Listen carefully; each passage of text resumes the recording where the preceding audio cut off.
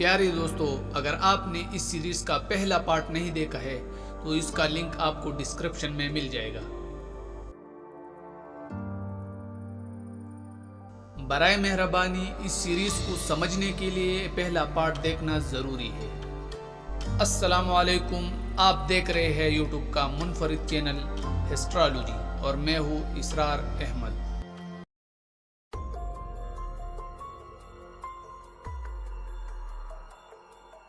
مصر میں اس وقت چونکہ حکمران نوعمر سلطان تھا، لہٰذا سارے سالاروں نے آپس میں مشورہ کیا کہ عن قریب منگول مصر پر حملہ آور ہونے کی ابتدا کر دیں گے، لہٰذا مصر کا سلطان کسی تجربہ کار شخص کو بنانا چاہیے۔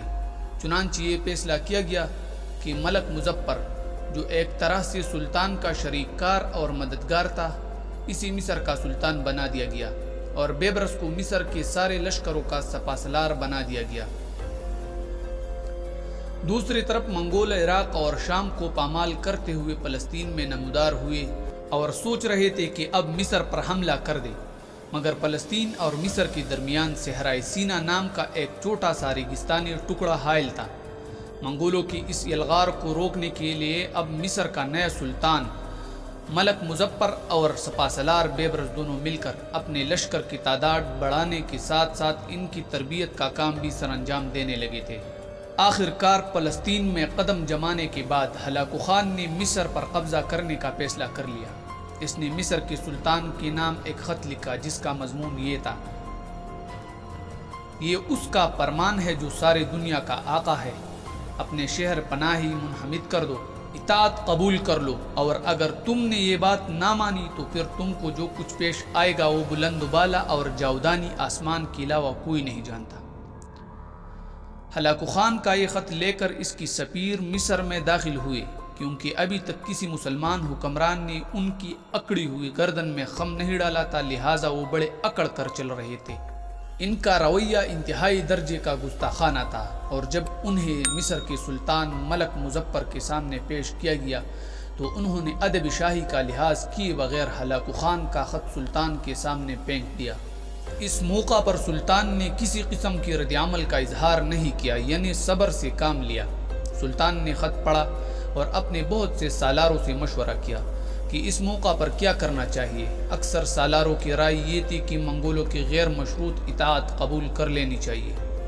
سالاروں کی ان الفاظ پر بیبرس آتش فشاں کی طرح بڑک اٹھا اور ہلاکو خان کی سفیروں کے سامنے جرأت مندی کا اظہار کرتے ہوئے کہنے لگا: مصر مسلمانوں کی آخری امیدگاہ ہے اور اس کی حفاظت کے لیے ہم سر پر کفن باندھ کر لڑیں گے۔ مصر کے سلطان ملک مظفر نے جب دیکھا کہ میرا سپاسالار اپنی جرأت مندی اور جوان مردی کا مظاہرہ کرتے ہوئے بڑک اٹھا ہے اور وہ ہر صورت میں منگولوں کا مقابلہ کرنا چاہتا ہے، تب سلطان کے عزم و یقین میں پختگی آ گئی اور غضبناک ہو کر حکم دیا: ان منگول کتوں کی زبانیں کھینچ لی جائے، ان کا خاتمہ کر دو، اور ہمارے طرف سے ہلاکو خان کے لیے یہی جواب ہے۔ اہل مصر نے منگول سفیروں کو ہلاک کر کے گویا ہلاکو خان کے خلاف اعلان جنگ کر دیا تھا۔ اب سلطان نے منگولوں کا مقابلہ کرنے کے لیے سارے اختیارات اپنے سالار بیبرس کے حوالے کر دیے۔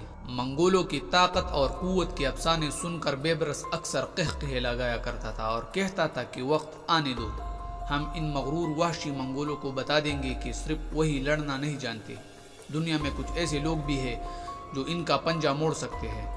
منگول سفیروں کو قتل کرنے کے بعد مصر کے سلطان نے بیبرس سے وعدہ کیا کہ اگر وہ منگولوں کو شکست دینے میں کامیاب ہو گیا تو وہ لشکر کے سپاسالار کے عہدے کے علاوہ مصر کا حاکم بھی مقرر کر دیا جائے گا۔ بہرحال بیبرس نے منگولوں کا مقابلہ کرنے کے لیے جنگ کی تیاریاں شروع کر دی اور اعلان کیا کہ قاہرہ کے ہر تندرست اور بالغ مرد کے لیے عسکری خدمات لازمی ہے۔ اگر کوئی شخص بھرتی ہونے سے گریز کرے گا اس کو کوڑے لگائی جائے گی۔ اہل قاہرہ کے علاوہ بیبرس نے اپنے لشکر میں ان پناہ گزین ترکمانوں، عرب بدوؤں اور دوسرے قبائل کو بھی بھرتی کرنا شروع کر دیا جو اس سے پہلے منگولوں کے ہاتھوں نقصان اٹھا چکے تھے۔ اس طرح بیبرس کے پاس ایک جرار لشکر تیار ہو گیا۔ اب مسلمان لشکر جنگ کے لیے تیار تھے، مگر انہی دنوں ہلاکو خان کو اطلاع ملی کہ اس کا بھائی منگو خان، جو اس وقت منگولوں کا خان اعظم تھا، وفات پا گیا ہے۔ کہانی کی اگلے حصے کو سننے کے لیے چینل کو سبسکرائب کریں، ساتھ بیل کے آئیکن کو دبائیں۔